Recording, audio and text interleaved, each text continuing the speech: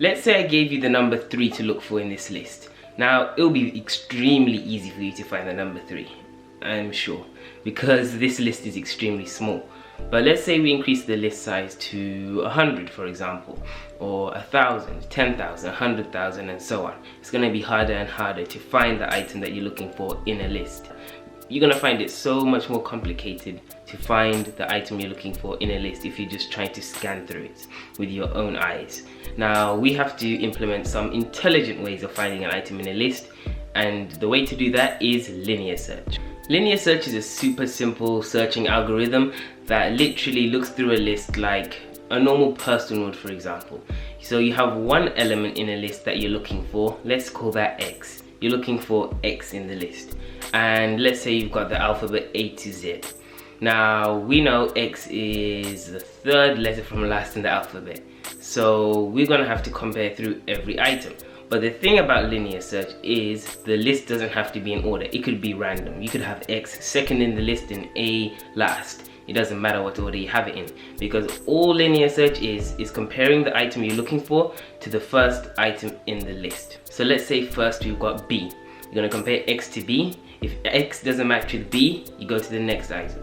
If X is in the second item in the list, then you've got X, and then you can just return that you found X in the list at index 1. Second item in the list, index 1. That's how it works. So that's exactly how simple linear search is, and it's equally as simple to put into a Python program. If you want links to my GitHub, Instagram, other YouTube videos and stuff like that, wait till the end of the video until I tell you and show you what they are. Also, now that we've gone through the explanation of what linear search is, let's move into the programming part. Okay, now that we've finished talking about what linear search is, we're going to start to type it. Now, I want this to be random, so we're going to import the random library so that we are allowed to actually use it. Don't worry about it being grayed out, it's going to be grayed until it's actually used. So we want to create a function with our parameters for the array, the number, and the number we want to look for. So we're going to have def search. I'm going to say what each of the parameters are. So this is the array we're looking for. This is the array we're actually using, I mean. N will be the length of the array. So the numbers of items in the array is N, another way of looking at it. And X is the number we're actually looking for. So we're going to have a for loop for I in range, and it's going to be between index 0 and the number of elements in the array. Now, these variables aren't declared yet, they'll be declared soon, so don't worry about that. Now we're going to move to if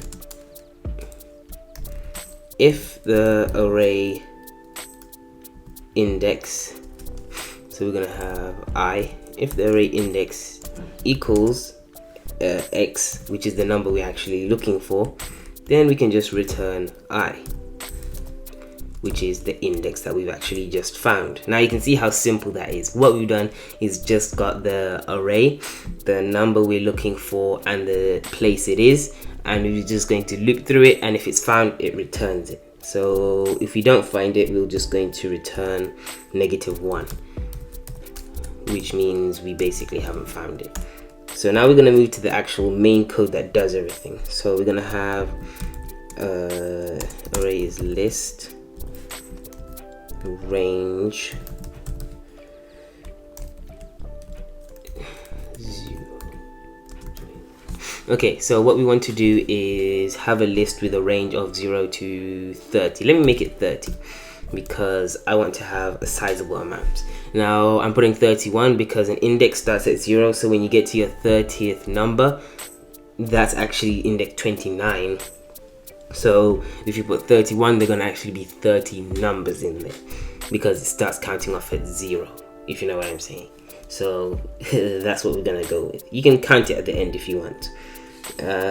You're going to now shuffle this. This is where we're actually using random. Keep in mind it goes grayed out. Let's see here, it's grayed out now, and now that we type it, it's colored because you're actually making use of it. So we're gonna put shuffle, and we're gonna have this. So it's shuffling our list/array, which can be used interchangeably. So we're gonna have print array. So it's gonna print it out just so we have a good visualization of what it looks like. We're gonna say, let's look for number 1. So we'll just say x equals 1. N is the length of the array, like I said before. So we'll have that there. And we're gonna have a variable result, which equals search with all the previous parameters we mentioned. Okay, that's done. Now those are the variables done, so we can move to our if statement. If result equals -1, like we mentioned before, that means we haven't found what we wanted, so we can just print a message to the user saying element is not present in array. You know, try and sound professional. Okay, that's enough there.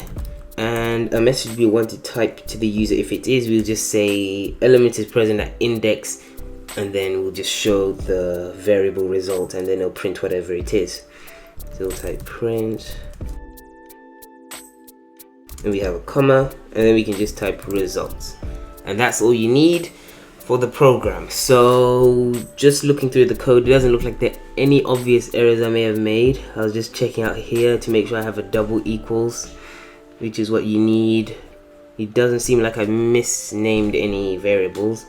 So okay, let's run this program. Run linear search. Okay, so as you can see, our array is totally random. It is no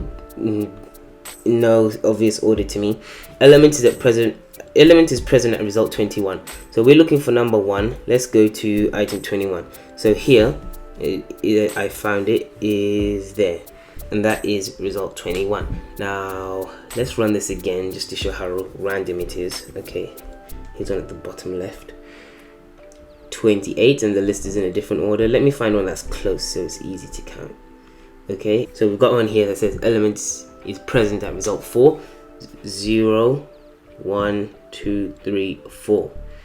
You can obviously change the list of this array if you want. You can just say 10 and you run the code. Okay, present at result 3. You could have it at 5 if you want. So you have 0, 4, 1, 2, 3, 3, 2, 1, 2, 0, 4. You can have literally as many as you want. So let's try a billion.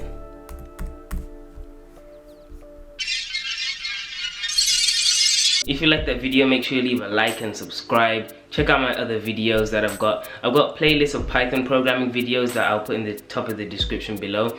The code I used in this video is also in my GitHub I made yesterday actually. Description as well. My Instagram where I post some stuff. You know, I post videos, I post random other posts to do with technology, programming, science, that kind of thing.